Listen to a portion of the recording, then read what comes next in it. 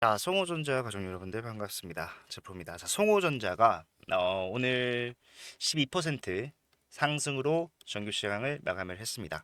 자, 고점 같은 경우에는 신고가를 돌파를 하면서 종가 자체도 마찬가지로 신고가를 돌파를 하면서 신고가 경신을 만들어냈었는데, 자, 많은 분들께서 투자 경고에서 주의로 격하가 되었기 때문에 주가가 이렇게 올라갈 수 있었던 건가요? 자, 이거네. 이것 때문에 올라갔네라고 생각하시겠지만, 사실상 우리가 송호전자의 상승 당연히 확신을 하고 있었지만, 그 이유 때문은 아니었어요. 실제로 제가 지난 영상에서 분명히 여러분들께 좀 준비를 해야 됩니다라고 말씀을 드렸던 게 있었죠. 뭐였습니까? 5일 전에 영상이었고요. 여러분들이 보시면 아시겠지만 500명이 넘는 분들이 시청을 해주셨는데, 이때 제가 이런 상승이 나왔을 때 후속적인 대응을 이제 어떻게 해 나가야 되는지까지도 설명을 해드렸기 때문에, 요 내용 제가 자랑하려고 보여드리는 게 아니라 정말 중요한 내용이기 때문에 같이 한번 보도록 하겠습니다. 자, 여기서 지금 현재 세력들이 물량을 좀 매도하고 있는 것이 아니냐, 이런 걱정하시는 분들이 많은데, 우리가 하나 확실하게 생각해 봐야 되는 것은요, 성호전자 같은 경우에는 앞에 구간에서 거래량이 들어왔다. 근데 그 어느 구간에서도 나간 흔적이 보이지 않아요. 그 말은 뭡니까? 여전히 물량을 홀딩 중이고, 이러한 과정에서 개인들의 이탈이 빠르면 빠를수록 다시 한 번 더 추세를 전환하면서 올라가는 상승이 더 빠르게 진행이 될 수밖에 없다. 앞에서는 그냥 상승만 진행했다라면은, 이제는 개인들의 이탈 또한 만들어내면서 추세적으로 주가를 올려가려고 하는 준비 단계에 있다라는 것이고, 많은 분들께서 이 송호전자가 ADS 테크를 인수하면서 결국에는 엔비디아에 대한 수혜를, AI 밸류 체인을 형성을 하면서 주가가 올라간다라고 생각하시겠지만, 제 생각은 달라요. 송호전자 같은 경우에는 그런 표면적인 이유를 이용해서 본인들의 자금을 천문학적으로 투자를 해서라도 주가를 올리고 있는 세력, 이 세력들이 있다라는 겁니다. 자, 여기까지 한번 보도록 하겠습니다.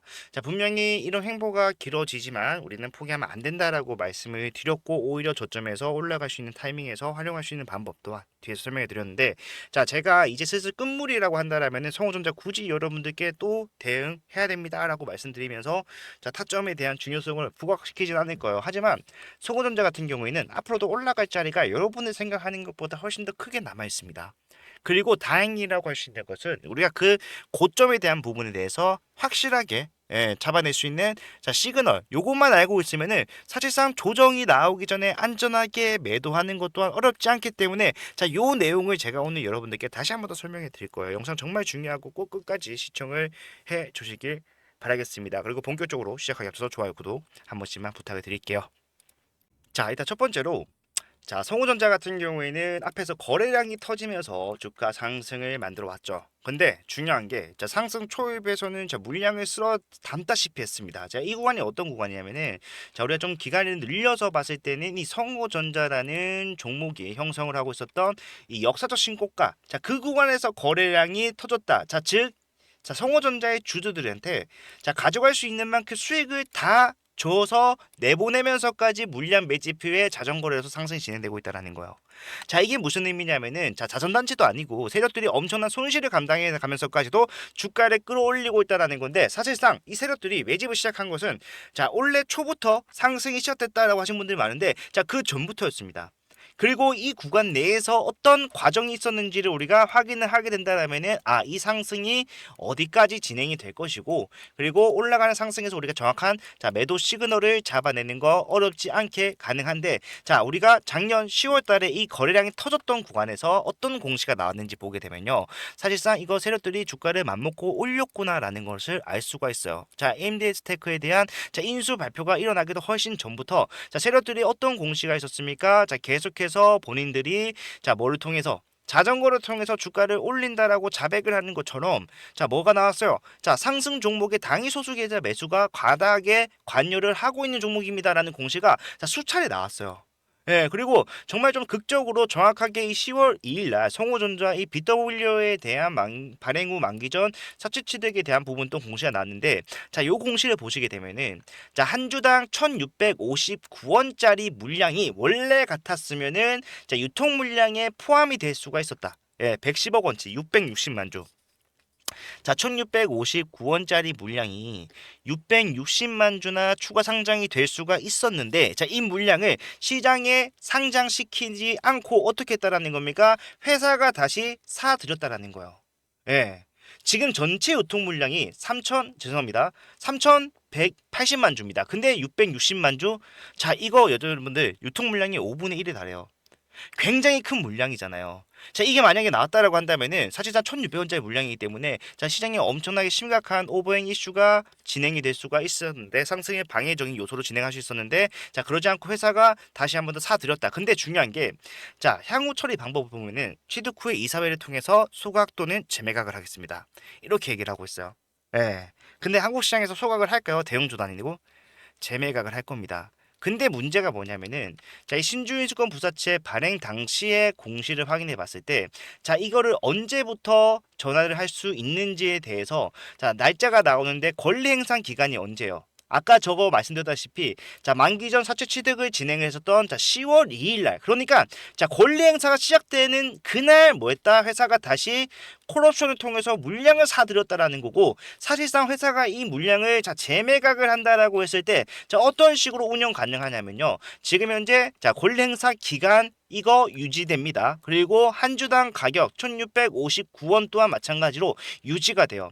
그러니까 쉽게 말해서 회사가 재매각 결정을 내리고 그 물량을 제3자에게 판매를 한다라고 했을 때 그 제3자는 자, 지금 현재 주가에서도 1,659원짜리 물량을 660만 주 말 수 있게 매도를 할 수 있는 권리를 갖게 되는 겁니다. 자, 이렇게 되면은 계산 나오죠. 아, 얘네들이 그래서 이 성호전자 모든 개인들에게 신고가가 3,000원이었던 이 종목에서 모든 개인들에게 수익을 줘가면서 주가를 계속해서 올렸구나. 지금 또한 마찬가지 이런 상승이 계속될 수밖에 없는 이유가 답이 나오잖아요. 왜? 지금 현재 주가를 올리면서 엄청난 지출을 이 세력들은 감당을 하고 있지만 나중에 결국 뭡니까? 나는 이 재매각을 통해서 뭐 할 수 있게끔 1,659원짜리 물량을 자, 660만 주 보유할 수 있게끔 지금 매도하더라도 약 1,000%의 수익을 가져갈 수 있게끔 110억 원을 투자를 해서 얼마를 가져갈 수 있게 1,100억을 투자를 가져갈 수 있게끔 지금 이미 회사랑 짬짬이가 다 돼 있다라는 거예요. 그렇다면 우리 어떻게 해야 됩니까?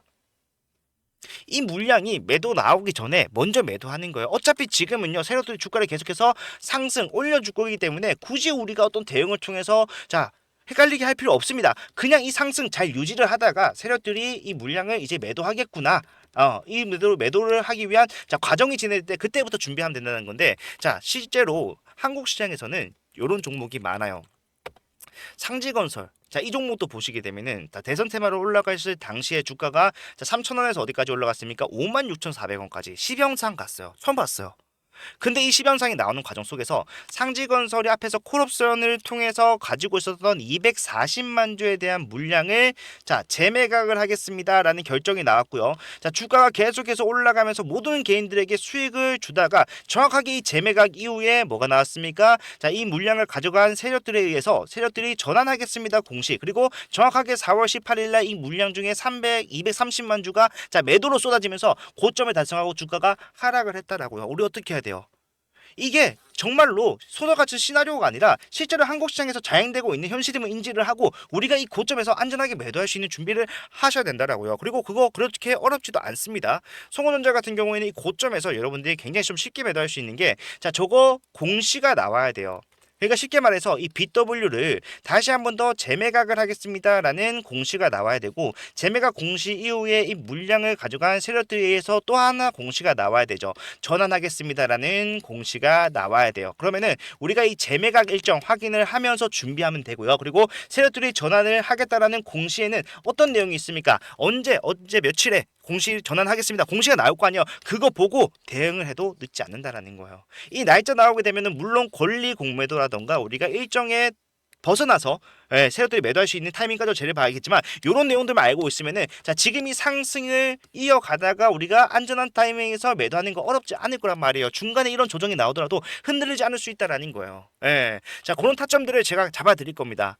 실제로 이런 변동성 나왔을 때 단기 고점과 눌림목 이용해서 수익 극대화시키는 방법 또한 우리가 고려를 해볼 수가 있겠지만, 사실상 우리가 이렇게 조금 리스크를 감수하고 투자를 하는 데 있어서는 자, 여러 가지 아젠다를 가져가는 것보다 뭡니까? 하나만 확실하게 보고 가는 거, 최고점에서 안전하게 매도하는 거를 보고 대응하는 게 중요하기 때문에 자, 공시가 나온다라던가 아니면 정확한 타점에서 여러분들이 매도할 타이밍이 나온다라던가 하면은 이 내용들 잘 정리해서 제가 여러분들께 즉각적으로 대응할 수 있게끔 제 개인 번호 알려드릴게요. 이쪽으로 송호라고 두 글자 문자 남기시고 여러분들이 자, 좋아요와 구독 눌러주시면은 제가 타이밍 나왔을 때 정말 정확하게 그리고 안전하게 최고점은 아니라고 하더라도 우리가 반드시 좀 조심을 해야 되는 지점에서 자, 이 정도면은 확실한 안정권이다라고 하는 지점에서 매도할 수 있게끔 정확한 타이밍을 전달해 드리고 있으니까 자, 좋아요와 구독 누르시고 대응 함께 하실 분들께서는 요청 남기셔서 자, 리스크 없는 수익 극대화 만들어 가시길 바라겠습니다. 자, 제가 오늘 여러분들께 강조드리고 싶은 거는요. 자, 조정이 나왔지만 우리는 이 조정을 어떤 식으로 우리의 관점 즉 세력들이 주가를 다시 올릴 수밖에 없는 이유가 있다라는 걸 알고 있었기 때문에 흔들림 없이 투자를 진행할 수 있었고 앞으로도 우리가 정확하게 이 관점을 유지해가면서 안전하게 매도 준비를 한다라면은 사실상 남들이 손해를 보는 구간이 발생은 할 겁니다. 그건 어쩔 수 없어요. 하지만 그 손해가 우리한테까지 영향을 미치지 못할 것이다. 우리는 안전하기 위해서 자, 매도를 할 수 있을 것이다. 확실하게 말씀을 드리고 싶고요. 자, 요 내용과 함께 앞으로도 계속해서 대응 이어나가실 분들은 자, 송호라고 요청 남겨주셔서 안전하게 수익 챙겨가시길 바라겠습니다. 자, 오늘 영상 여기까지고요. 다음 영상에서는 더 좋은 내용 가지고 찾아뵙도록 할게요. 감사합니다. 제프로였습니다.